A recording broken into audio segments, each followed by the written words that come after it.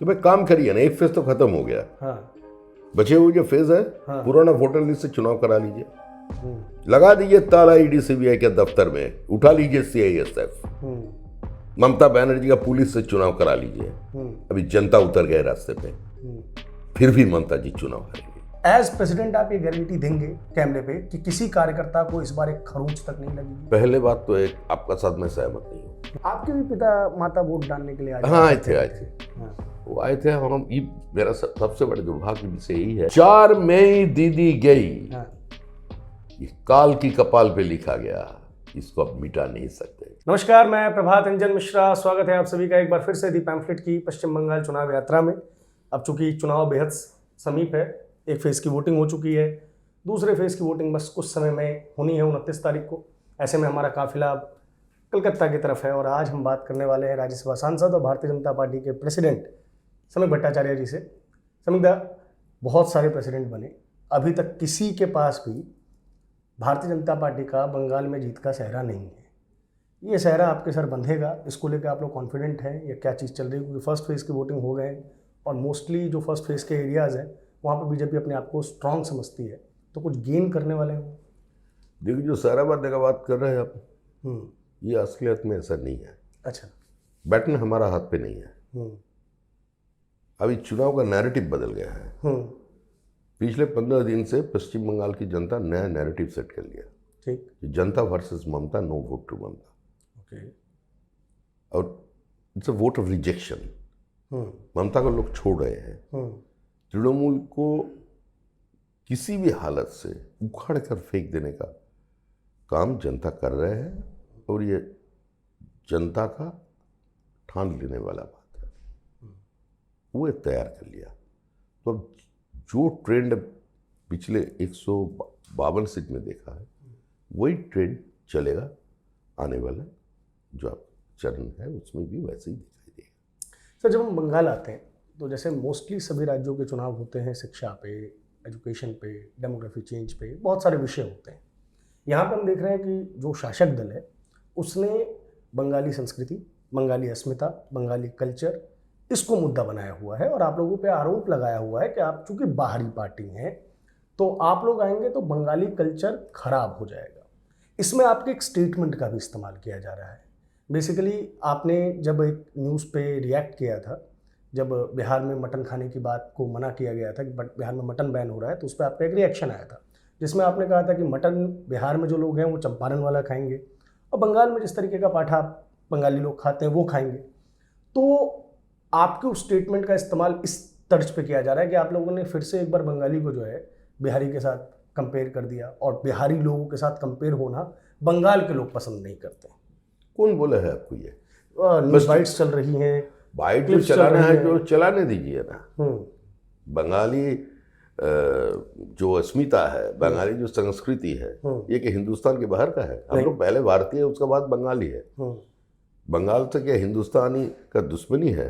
क्या बिहार का लोग, उत्तर प्रदेश का लोग सदियों से इस बंगाल पे नहीं रह रहे हैं, एक साथ रहे हैं?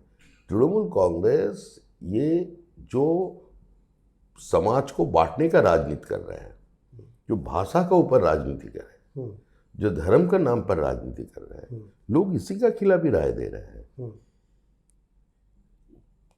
एक पॉलिटिकल पार्टी जब पूरा आइडियोलॉजिकली बैंकरप्ट हो जाते हैं, तब ये मछली, ये मांस, ये लेकर बात करते हैं। असली जो यहाँ का मुद्दा है वो है यहाँ का कानूनी व्यवस्था, जो total absence of law and order, total anarchy. Constitution doesn't exist in West Bengal. हर संवैधानिक जो संस्था है वो चैलेंज्ड हो गया। तृणमूल कांग्रेस इस फेडरल स्ट्रक्चर के ऊपर कोई विश्वास नहीं रखते। तृणमूल कांग्रेस का मुख्यमंत्री अपने आप को पश्चिम बंगाल का प्रधानमंत्री समझता है। समस्या उसी जगह पे है। तृणमूल कांग्रेस कोई सरकार नहीं है। पश्चिम बंगाल में जो चल रहे हैं वो एक गवर्नमेंट ऑफ वेस्ट बंगाल नहीं है, ये तृणमूल कांग्रेस गवर्नमेंट है। और भारत में जो सरकार है वो भारत सरकार है, नरेंद्र मोदी की सरकार नहीं है वो। नरेंद्र मोदी जब पार्टी का नेतृत्व करते, जब चुनाव प्रचार करते, तब नरेंद्र मोदी पार्टी का नेता है। बिल्कुल। और जब साउथ ब्लॉक में बैठते हैं तो देश की प्रधानमंत्री है। ये दोनों में अंतर है। आम जनता पश्चिम बंगाल में इस अंतर को नहीं समझते, इसलिए जो लेफ्ट रेजिम में उसमें पार्टी सब कुछ था, पार्टी का ही महत्व ज़्यादा था। और उसका बाद तृणमूल कांग्रेस जब सत्ता में आए, उन्होंने पार्टी, एडमिनिस्ट्रेशन, गुंडा, नेता, मंत्री सबको एक साथ में मिला दिया। इसी का कारण पश्चिम बंगाल का बहुत सारा परसेप्शन भी चेंज हो रहा है।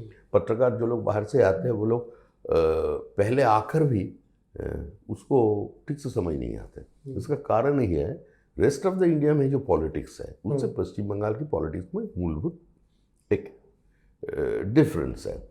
जैसे सोचिए, casteism is a social reality. अब नॉर्थन इंडिया में जाइए चाहे साउथ इंडिया में जाइए, वो जाति का आधार पर चुनाव होता है, आज का दिन में भी होता है, बिल्कुल। लेकिन पश्चिम बंगाल में वो नहीं है। बिल्कुल। पश्चिम बंगाल की जो लोग हैं वो एक पॉलिटिकल मुद्दा के ऊपर ही वोट करते हैं। और पश्चिम बंगाल में जब ममता जी सत्ता में आए थे, उसका पास एक ही इशू था, रेस्टोरेशन ऑफ डेमोक्रेसी। और आज 15 साल बीत जाने के बाद उसका सामने एक ही चुनौती है, वो है रेस्टोरेशन ऑफ डेमोक्रेसी। पश्चिम बंगाल की लॉ एंड ऑर्डर को इस्टेब्लिश करना पड़ेगा, जो नहीं है अभी, नहीं तो बाहर से निवेश नहीं आएगा। हमारा यह क्या नहीं है, हमारा पास सब कुछ है, सब कुछ होते हुए भी हमारा पास कुछ नहीं है। जिस एक समय इंडस्ट्रियल सेक्टर में हम लोग नंबर 2 था, हम लोग महाराष्ट्र से हमारा कंपटीशन चलता था। बिल्कुल। तो आज महाराष्ट्र में FDI 31.6 और हमारा 0.6। मुख्यमंत्री का दावा है ये कि उन्होंने SGPT को ऐसा जगह पे लेके गया जो हमारा नेशनल GDP का ऊपर वो चले गए। तो असली स्थिति क्या है? उन्होंने बोल रहे हैं कि हमारा किसान की रोजगार हम 3 गुना कर दिया। बिल्कुल। तो आज इतना माइग्रेंट लेबर क्यों बाहर जा रहा है? क्यों पश्चिम बंगाल के किसान आज अपना राज्य छोड़ करके किसी बाहर में जाकर माइग्रेंट लेबर बन रहा है? क्यों पिछले 1 महीने में 11 आलू का किसान आत्महत्या कर लिया है? आज अब चले जाइए हुगली में, हावड़ा में, मिदनापुर में, अब जमीन में आलू का बोरा पड़ा हुआ है, लंबी लंबी कतारें लगी हुई हैं। क्यों है? बोरा का कीमत 40 रुपया और भीतर में जो आलू है ना 50 kg, उसका कीमत 20 रुपया। तो आने वाले कल में तो किसान आलू नहीं उबलाएगा। तो पश्चिम बंगाल की जनता जो है उसको 200 रुपये kg का हिसाब से आलू तो खरीदना पड़ेगा। सही। तो ये सरकार जो है ये किसानों के खिलाफ है, ये अनऑर्गेनाइज सेक्टर जो है उसके लिए भी कुछ काम नहीं किया। प्रधानमंत्री ने एक स्कीम लाया PM विश्वकर्मा, उसको लागू नहीं करने दिया। PM सूर्य घर योजना, मुफ्त बिजली योजना, सोलर पैनल ला करके 80,000 रुपया केंद्र सरकार दे रहा है, सारे प्रदेशों में हो रहा है, पश्चिम बंगाल में नहीं हो रहा है। आयुष्मान भारत पश्चिम बंगाल में लागू नहीं हो रहा है। मान लीजिए कोई घूमने के लिए गया, बंगाली लोग तो डोमेस्टिक टूरिज्म में मोर देन 60% ऑफ बंगालीज, तो वो लोग जाए, बाहर जाकर बीमार हो गया, अगर आयुष्मान भारत के कार्ड होते तो किसी भी जगह पे वो एडमिशन ले सकते हैं। अगर जो माइग्रेंट लेबर है वो बीमार पड़ गया तो वो उसका इस्तेमाल कर सकता है, नहीं कर रहे हैं। पश्चिम बंगाल में आप अशोकनगर ऑयल फील्ड में जाइए, 100 स्क्वायर किलोमीटर में उसका ONGC और ऑयल ऑलरेडी 1000 करोड़ के ऊपर इन्वेस्ट कर दिया। सरकार PML देने के लिए 4 साल लगा दिया, पश्चिम बंगाल सरकार पार्टिसिपेट नहीं कर रहा है, जिसमें सालाना उसको 8,000 रुपया रॉयल्टी मिलेगा और एक विंडफॉल गेन होगा।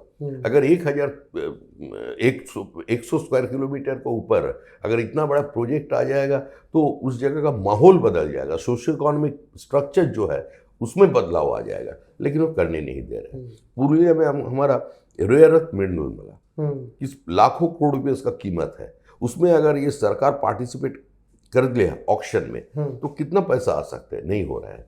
हमारा मैंगनीज ओर्स है पूरा जंगल महल में, तो मोयल 4 बार चिट्ठी लिखा पश्चिम बंगाल सरकार को, करने नहीं दिया। 43 railway projects are being stalled, जमीन के लिए कुछ प्रॉब्लम एक्वायर नहीं कर पा रहे हैं। कारण क्या है? The government doesn't have any comprehensive land policy.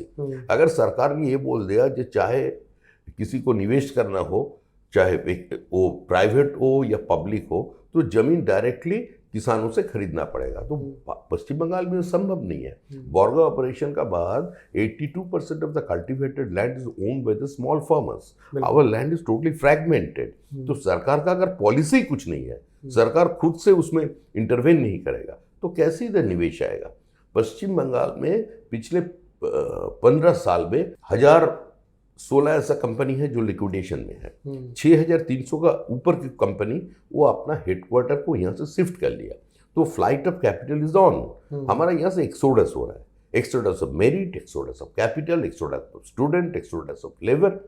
सारा पश्चिम बंगाल पूरा राज्य आज एक वृद्धाश्रम बन गया, ओल्ड एज होम। तो इसको बदलना चाहिए। तो क्या खून मछली खाएगा, क्या नहीं खाएगा? असलियत में क्या है ना, जो डूबने का तो एक कहावत सुना था मैंने, डूबते को तिनके का सहारा, डूबते को तिनके का सहारा। पर डूबते को अभी यह मछली का लेज पकड़ना पड़ रहा है। वो मछली पकड़ कर ऊपर में जिंदा रहना चाहते हैं। तो ये तो संभव नहीं है। तो ये बात मैं आपको जानकारी के लिए बता रहा हूँ। 6 मई को देखिए, 4 मई दीदी गई, ये निश्चित है। काल का कपाल पे लिखा गया है। अच्छा, कोई बदल नहीं सकते इसको। 6 मई को हम लोग हमारा कार्यालय में हम लोग तो एक वोट कल्चर बदलना चाहते हैं ना। ये पॉलिटिकल जो मुठभेड़ होता है कार्यकर्ता का बीच में, इसका बाहर आना चाहते हैं। वोट हो गया, इसका अंत होना चाहिए। तो हम लोग तैयार किया, ये दोपहर में हम लंच रख रहे हैं और सारे तृणमूल कार्यकर्ता को, लोकल कार्यकर्ता को बुलाएगा। एक साथ 2 भाई बैठकर मांझ भात खाएंगे। रिस्टोरेशन ऑफ डेमोक्रेसी असली मायने में, कि चुनाव के बाद जो है कोई शत्रु नहीं है। सर, जो आपने बात कही बिल्कुल, हमने हावड़ा में डॉक्यूमेंट्रीज की हैं, अलग अलग जगह भी जाकर डॉक्यूमेंट्रीज की हैं। वहाँ पे समस्या ये नज़र आ रही है कि जो इंडस्ट्री का वो ग्रेवयार्ड बन चुका है, उसको अब खत्म करने की भी कोशिश की जा रही है। जो प्रॉपर्टी एक्ट लाया गया कि कमर्शियल प्रॉपर्टी को, इंडस्ट्रियल प्रॉपर्टी को रेजिडेंशियल प्रॉपर्टी में चेंज किया जाएगा। तो आप लोगों के पास कोई रिवाइवल प्लान है? ये भी बहुत इंपॉर्टेंट है कि जो बंद पड़ी इंडस्ट्रीज हैं वो अब कैसे रिवाइव होंगी, क्योंकि सामान चोरी हो चुका है, लाखों का डेप्ट है, मजदूरों का ग्रेजुएटी नहीं मिली है, सैलरीज। अगर आपके पास इच्छा शक्ति हो तो कुछ भी कर सकते हैं। जो पूरा ध्वस्त हो गया था, जो भूज, अगर भूज नया तरीके से खड़ा हो सकते हैं। जो 2 बम गिराने के बाद जापान फिर से उसका अर्थव्यवस्था को एक ऊंचाई पर ले जा सकते हैं।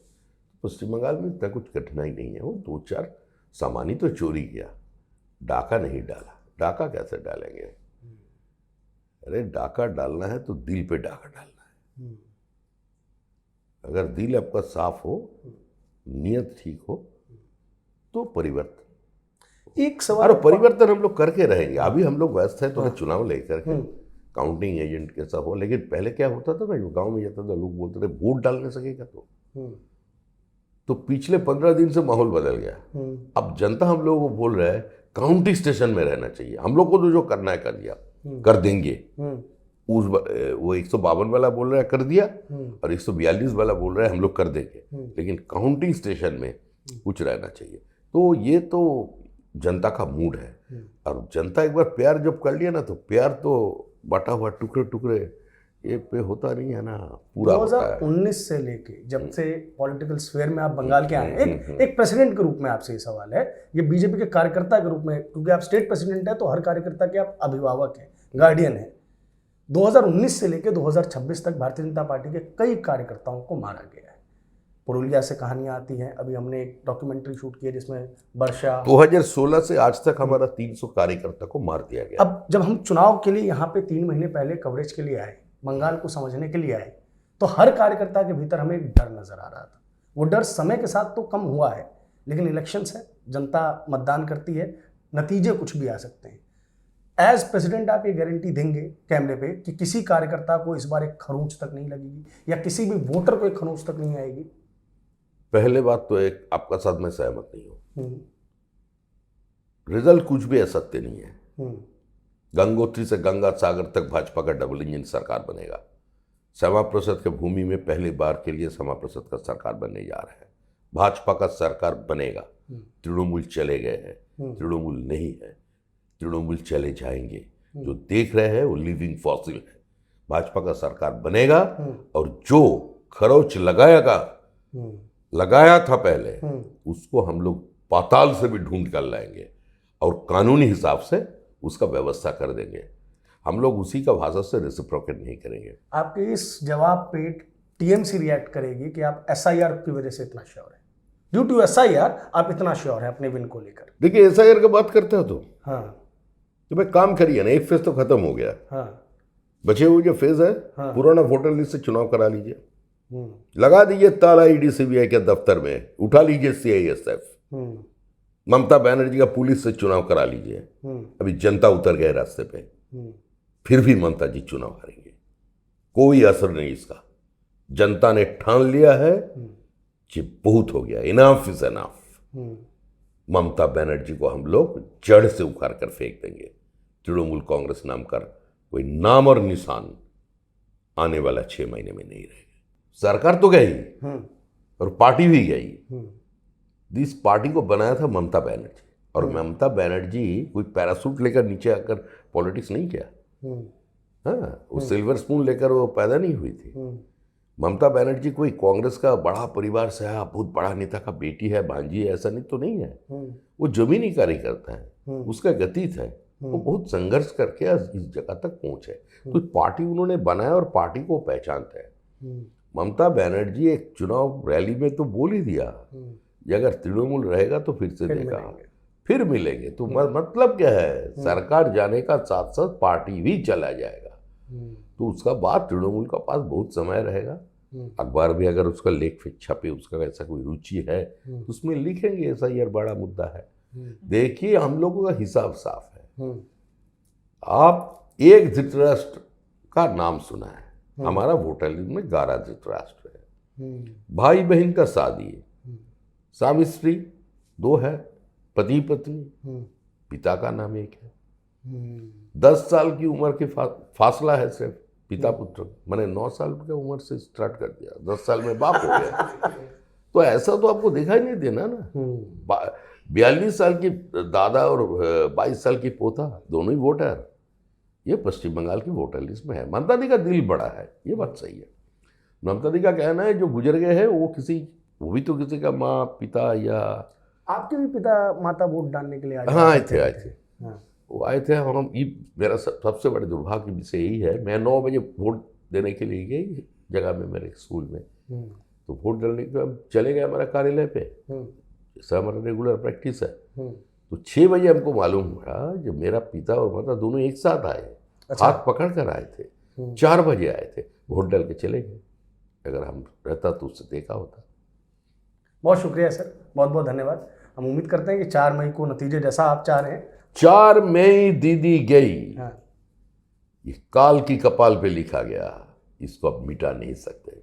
तो देखिए, एक चीज़, चूँकि आप मतलब इंटरव्यू हमको छोटा करना है क्योंकि जनसभा भी है, और सर ने एक चीज़ कही कि पॉलिटिकल वायलेंस का जो दौर है वो पश्चिम बंगाल में ख़त्म होगा। सर भी पॉलिटिकल वायलेंस के विक्टिम रहे हैं और कार्यकर्ताओं को भी उन्होंने एश्योर किया है और इंडस्ट्रियल डेवलपमेंट की भी बात कही है। तो इस वीडियो पर आपकी जो भी प्रतिक्रिया हो कमेंट बॉक्स में हमें ज़रूर बताएं। बहुत बहुत शुक्रिया, बहुत बहुत धन्यवाद।